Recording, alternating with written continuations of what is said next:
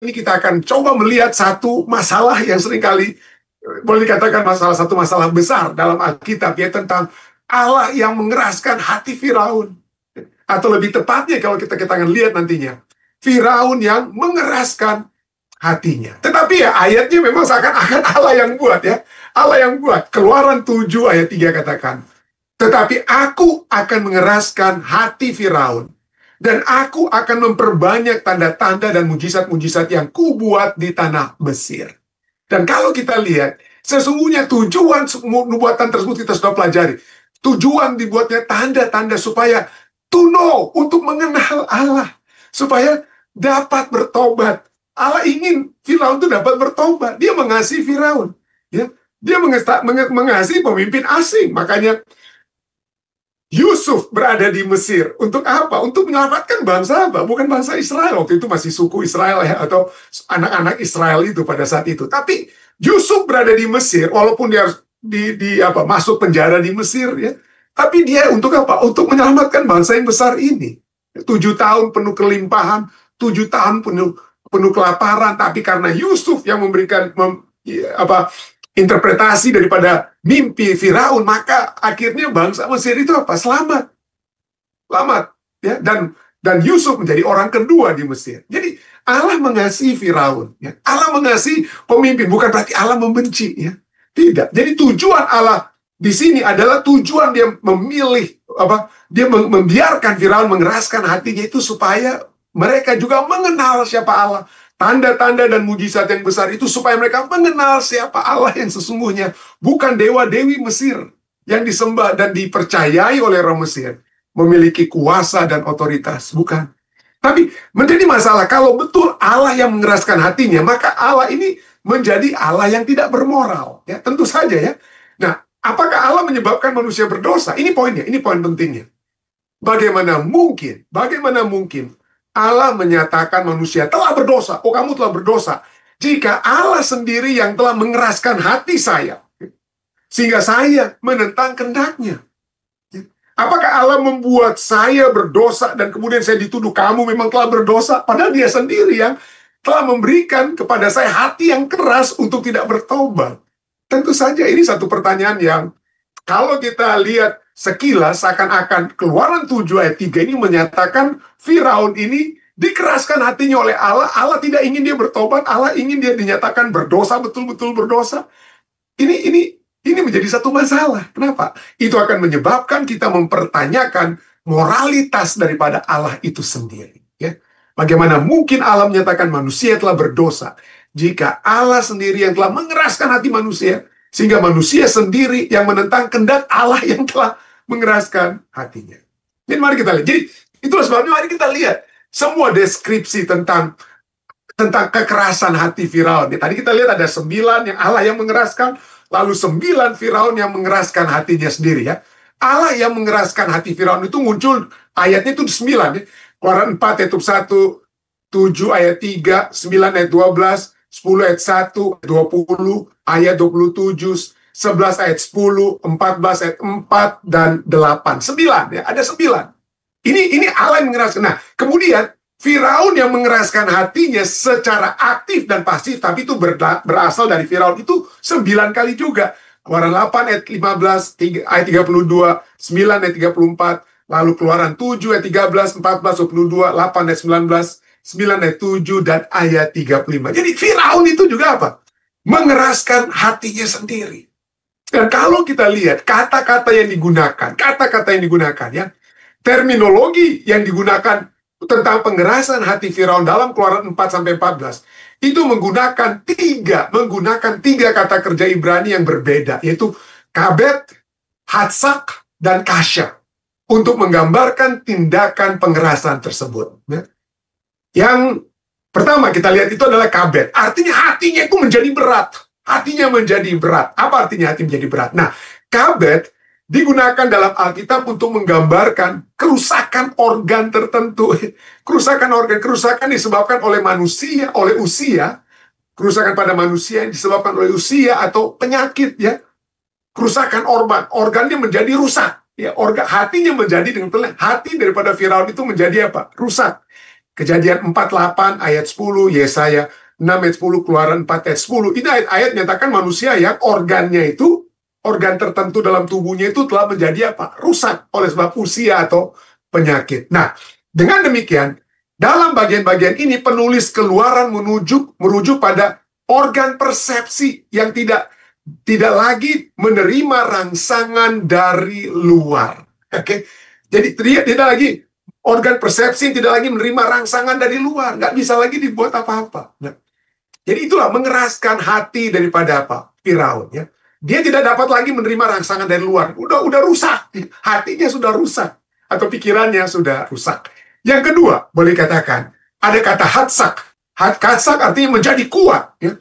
Menjadi kuat atau menjadi keras. Artinya apa? Akar katanya ini kata hatsak. Hatsak. Ini terdapat pada dalam nama seperti nama Hizkia Has, ya. Hizkia Has, ya. Hizkia, yaitu Tuhan adalah kekuatanku. Atau dalam nama Yehezkiel, yaitu semoga Tuhan menguatkan. Nah, dalam konteks negatifnya, mungkin padanan terdekatnya adalah keras kepala, ya. Hard-headed, ya. Jadi yang pertama, ya, kabet artinya Firaun, organ pikirannya, hati itu sudah rusak, ya. Dan dia memang sudah keras kepala. Dia keras kepala. Dan kata ketiga yang digunakan dalam Keluaran 4 sampai dengan 14 tentang menjadi keras itu adalah kasya, yang artinya menjadi keras, menjadi sulit atau apa? Keras, ya. Dari ketiga kata ini, kata yang paling sering digunakan adalah hatsak. Memang keras kepala dia. Karena organnya yang sudah apa? Rusak karena kabet, ya. Dan karena memang sudah menjadi keras, sulit dan ya, sulit dan apa? Keras. Jadi Allah meneguhkan keputusan yang sudah keras kepala, bukan mengubah hati yang lembut menjadi keras. Bukan. Hati Firaun itu sudah rusak. Hati Firaun sudah rusak. Dia sudah menjadi keras kepala dan sudah menjadi apa? Keras dengan lain. Nah, kita seringkali kalau kita bicara tentang orang yang keras hati, wah hatinya mengeras. Seringkali kita gunakan kata itu secara dalam bentuk bahwa itu pemahaman secara emosional. Orang itu sudah tidak memiliki perasaan lagi. Wah, saya telah ditinggalkan oleh pacar saya telah ditinggalkan oleh suami istri saya karena suami istri saya atau pacar saya itu apa? Keras, mengeraskan hatinya. Tapi kita melihat pengerasan hati itu secara emosional, ya, secara emosi kita lihat. Tetapi dalam pemahaman Alkitab, hati yang keras itu adalah kepala yang keras. Artinya bukan berarti dia tidak bertindak secara rasional, tapi tindakannya menjadi irasional, bukan secara emosional, karena dia telah memilih. Dia telah memilih untuk tidak mau menurut. Ya, untuk tidak mau lagi menurut. Jadi inilah Firaun, ya, bukan karena dia sudah tidak punya perasaan, tapi dia menggunakan apa? Rasionalisasinya yang tidak mau menerima sama sekali. Bukan berarti dia tidak punya perasaan, tidak, ya. Mengeraskan hati artinya dia telah memilih secara rasional, secara masak-masak dalam pikirannya untuk menolak Tuhan, ya. Bukan itu yang utama, ya. Dia telah keras kepala, menjadi keras kepala. Karena memang organ tubuhnya sudah rusak juga, ya. Maka dia menjadi keras kepala. Nah, yang perlu diperhatikan adalah tidak ada ayat atau referensi tentang pengerasan hati Firaun oleh Tuhan hingga setelah tulah ke-6 berlangsung. Jadi setelah tulah pertama, tulah kedua, tulah ketiga, 4, dan ke-5, Firaun mengeraskan hatinya. Atau hatinya dikeraskan, ya. Tapi bukan karena Tuhan yang mengeraskan. Dia sendiri di tulah pertama, kedua, 3, 4, 5. Firaun sendiri yang keras kepala, yang mengeraskan hatinya. Baru setelah ke-6 Tuhan bilang, oke, kamu sudah betul-betul keras kepala dari tulah pertama, 2, 3, 4, 5. Sekarang Tuhan yang mengeraskan. Artinya, ya, jadi hanya ada saya. Jadi di sini kita lihat, artinya Tuhan memang melipat gandakan sesuatu yang sudah dilipat gandakan sendiri oleh Firaun, ya. Jadi hanya ada satu referensi, hanya ada satu ayat. Keluaran 9 ayat 34 tentang Firaun yang mengeraskan hatinya sendiri setelah pengerasan hati Tuhan selesai. Jadi Tuhan keraskan itu ada 9, ya, 9 ayat. Lalu kemudian setelah Tuhan keraskan hati, tetap kita lihat bagaimana Firaun juga masih mengeraskan hatinya sendiri setelah pengerasan hati dari Tuhan itu selesai. Tapi ingat, Pengerasan hati Tuhan terjadi setelah tulah ke-5, dari 1 ke 5, Firaun mengeraskan hatinya sendiri. Nah, fakta ini menunjukkan bahwa Firaun yang sekarang telah begitu kebal terhadap Tuhan, telah kehilangan haknya untuk memilih secara sadar dan mandiri. Ia telah mencabut kebebasannya sendiri. Tuhan berikan kesempatan dari tulah pertama. Aduh, mudah-mudahan tulah pertama ini, ya, dia lihat, aduh, dia akan melembutkan hatinya. Oh tidak, tulah kedua, Tuhan masih memberikan kesempatan. Tidak, Firaun masih mengeraskan hatinya. Ketiga, keempat, kelima. Akhirnya Tuhan, oke, kalau demikian dicabut ya, hak untuk apa? Hak untuk bertobat dan kata lain ya. Pintu kasihan ditutup setelah tulah kelima. Ya, setelah tulah kelima, pintu kasihan tertutup. Ya. Jadi setidaknya untuk sementara waktu, Firaun memiliki kendali atas pikirannya, bukan perasaannya. Tapi dia memiliki dari tulah pertama sampai ke-5, Firaun memiliki kendali atas pilihannya sendiri. Ya. Tetapi ya tidak pernah mengendalikan konsekuensi dari pilihan. Jadi sudah diberikan. Ya. Tapi coba kita lihat, Allah itu tetap mengasihi Firaunnya Musa, bukan hanya Firaunnya Yusuf. Ya. Kalau kita lihat ada usaha-usaha yang dapat kita lihat, Allah yang mencoba untuk melembutkan hati Firaun. Musa berdoa, ya. Musa berdoa supaya umat Tuhan itu dilepaskan. Firaun dapat mengizinkan, dengan kata lain, Firaun dapat mengizinkan. Firaun dapat memilih untuk melepaskan umat Tuhan. Musa berdoa untuk hal tersebut. Jadi, itu doa Musa itu untuk melembutkan apa? Hati Firaun. Ya. Para ahli daripada Firaun sendiri, pada saat mereka melihat segala tulah-tulah yang terjadi, ahli-ahli sihir Firaun sendiri katakan apa? Inilah jari Allah. Inilah jari Allah. Firaun sesungguhnya seharusnya Firaun tuh, ini kalau mereka sudah bilang begitu nih, seharusnya saya bisa ikut percaya nih apa yang ini memang betul-betul Tuhannya Musa ini ya. Ini betul-betul lebih kuat daripada apa? Daripada Allah atau saya sendiri. Karena itu dikatakan oleh para ahli sendiri, inilah jari Allah, Keluaran 8 ayat 9 ya. Dan ada saat tertentu Firaun itu oke, kamu boleh, tapi begini, artinya ada pertobatan sementara atau pertobatan yang setengah-setengah dari apa? Dari Firaun. Artinya ada usaha tetap dilakukan supaya dia tetap bertobat, dapat bertobat maksud saya ya. Anda bisa baca dalam Keluaran 8 ayat 8, ayat 25 dan 28 dan Fatsal 10 ayat 20. Ada usaha untuk mendorong dia untuk taat dan dia telah berhasil taat sebagian. Tapi sebagian ketaatan itu sama sekali tidak akan ada artinya kalau kita tidak taat sepenuhnya. Ya.